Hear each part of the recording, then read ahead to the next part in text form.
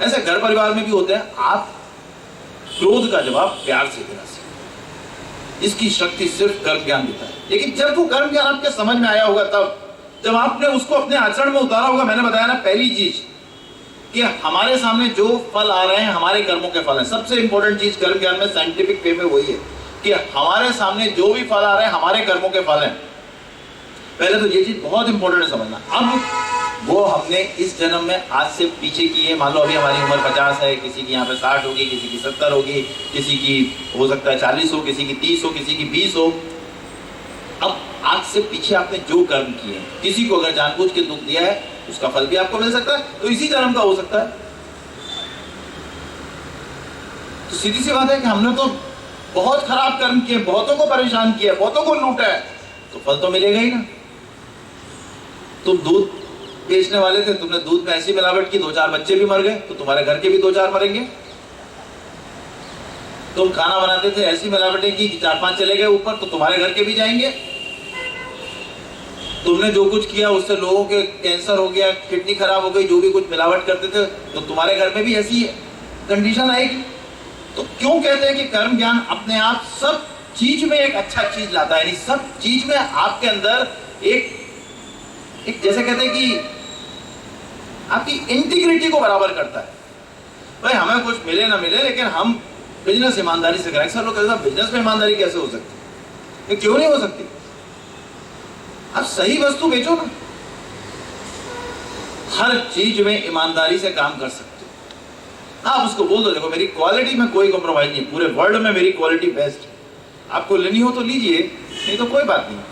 प्यार से बोलिए उससे, देखिए अगली बार वो आपके पास ही आएगा। कभी भी देख लीजिए कोई भी चीज, आप किसी को कर्म ज्ञान से आप कहते हो साहब हमें कर्म ज्ञान हमने इतना सीखा लेकिन हमारे घर में कोई अपनाता नहीं है, और मैं ये कहता हूं कि आपने अभी सीखा नहीं इसीलिए घर में कोई अपनाता नहीं। तुम्हारे अंदर जिस दिन चेंज आ जाएगा, तुम्हारे घर वाले खुद अपनाने लगेंगे। हाँ ये तो कैसा कैसा क्रोधी बच्चा था, कैसा क्रोधी मानस था, आज कितना अच्छा हो गया। कोई ना कोई चीज तो है जो चमत्कार दे रही है, चमत्कारिक परिवर्तन दे रही। जिंदगी अपने आप में एक हमें नई दिशा और दशा की तरफ ले जाती है। कर्म ज्ञान समझने के बाद हमारी थोड़ी सी दिशा बदलती है तो हमारी दशा बहुत बदल जाती है। अभी सोचो कि यहां से अगर प्लेन अमेरिका की तरफ जा रहा हो, उसका 1 डिग्री का फेर पड़े तो वो अमेरिका नहीं पहुंचेगा, कहीं और पहुंचेगा। ऐसे हमारा हम कर्म ज्ञान के समझते ही हमारी जीवन की दिशा एक नया रूप ले लेती है, हम हर पल आनंदित रहने लगते हैं। तो पहली चीज जो इंपॉर्टेंट है कि आपके जीवन में जो कुछ भी आ रहा है वो हमारे अपने कर्मों का फल।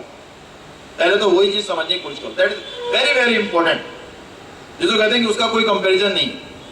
जो तुम्हारे सामने आ रहा है, तुम्हारे साथ रहने वालों के सामने आ रहा है, जो कुछ भी परिस्थितियां बन रही हैं, उसको यही मानो रोज कि जो कुछ आ रहा है वो मेरे कर्मों का फल है। जो कुछ आ रहा है वो मेरे साथ रहने वालों के सामने आ रहा है तो उनके कर्मों का फल है। हमें हताश निराश किसी भी परिस्थिति में नहीं होना।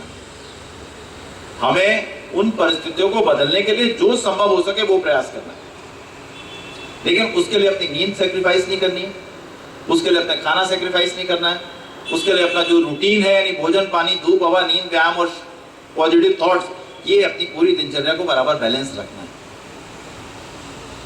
क्योंकि गीता में भी कहा गया युक्ताहार विहारस्य युक्त चेष्टस्य कर्मसु युक्त स्वप्नावबोधस्य योगो भवति दुःखा, यानी कर्म योग से भी दुख आपके तभी दूर होंगे जब आपका आहार विहार बराबर होगा, आप कर्मों को पूरी निष्ठा कुशलता प्रसन्नता से करेंगे और आपके सोने और जागने का उचित और संतुलित तरीका होगा।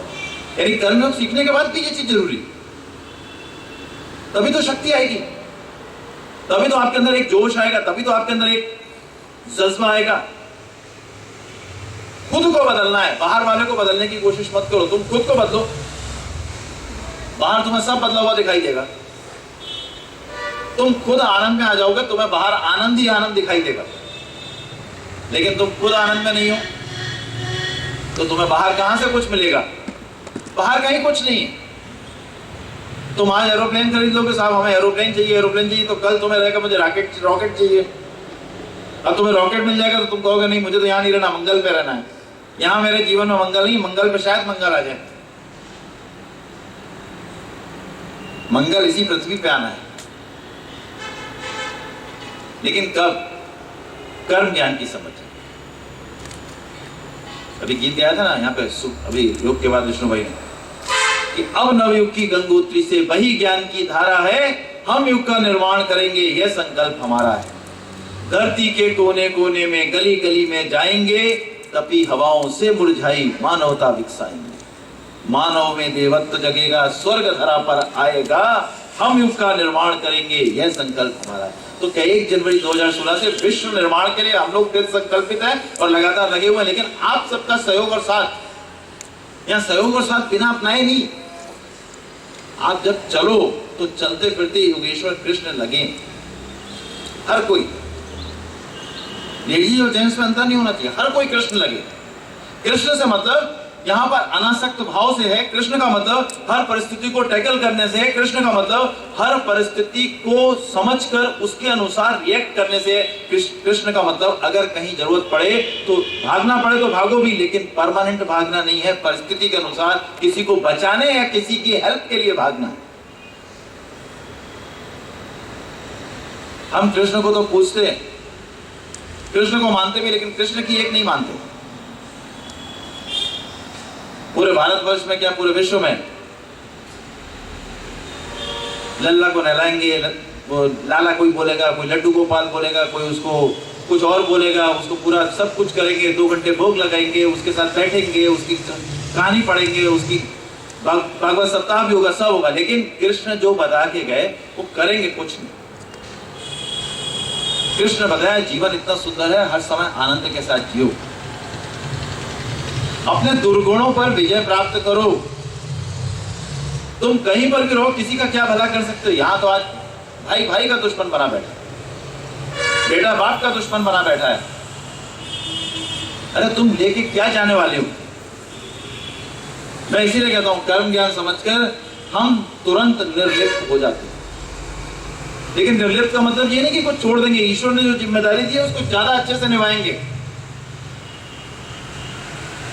अभी ये बताओ, मैं यहाँ पे कर्म ज्ञान दे रहा हूँ 4 साल से, 5 साल से विश्व में दे रहा हूँ, 12 साल से राजकोट को दे रहा हूँ, मुझे क्या चाहिए? कुछ नहीं चाहिए। मुझे सिर्फ देने का भाव है कि भाई इस ज्ञान से मेरे जीवन में इतना फर्क आया तो मुझे पूरे विश्व के जीवन को बदलना है, और अगर मेरे जीवन में फर्क आया तो ईश्वर ने कुछ सोच कर ही ये ज्ञान मेरे को दिया होगा।